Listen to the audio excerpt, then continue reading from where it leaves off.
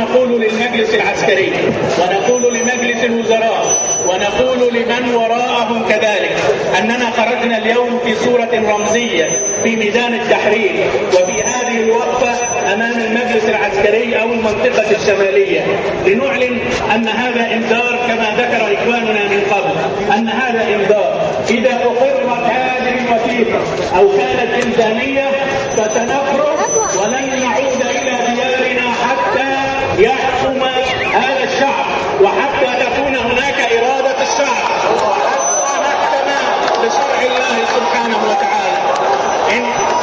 إن الوثيقة الدستورية التي شارك أستاذنا صبحي صالح فيها نصت على أن الشريعة الإسلامية هي المصدر الرئيسي للتشريع ولن نتنازل عن ذلك بل ستكون المصدر الرئيسي والوحيد لهذه الإعانة لحكم هذا الشعب. لن نرضى بأن تكون هناك كلمة فوق كلمة الله ولن نرضى بأن يكون هناك قانون فوق شريعة الله سبحانه وتعالى. إن الخير للعباد وللبلاد وللمسلمين ولغيرهم الذين يشاركوننا هذا البلد فإن الخير لهم تحكيم شرع الله سبحانه وتعالى.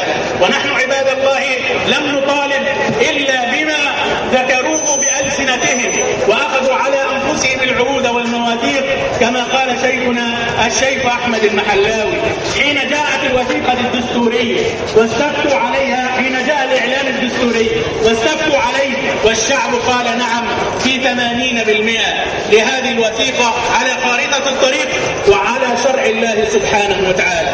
فنحن نحذر تحذيرا أخيرا أن هذه الوثيقة إذا أقرت أو كانت إلزامية أو أن المجلس العسكري لم يعلن علانية وصراحة تبرؤه منها فإننا سنخرج من بيوتنا ولن نعود إليها إما أن نكون شهداء وإما أن يقرر ما إرادة هذا الشعب في تحكيم شرع الله عز وجل.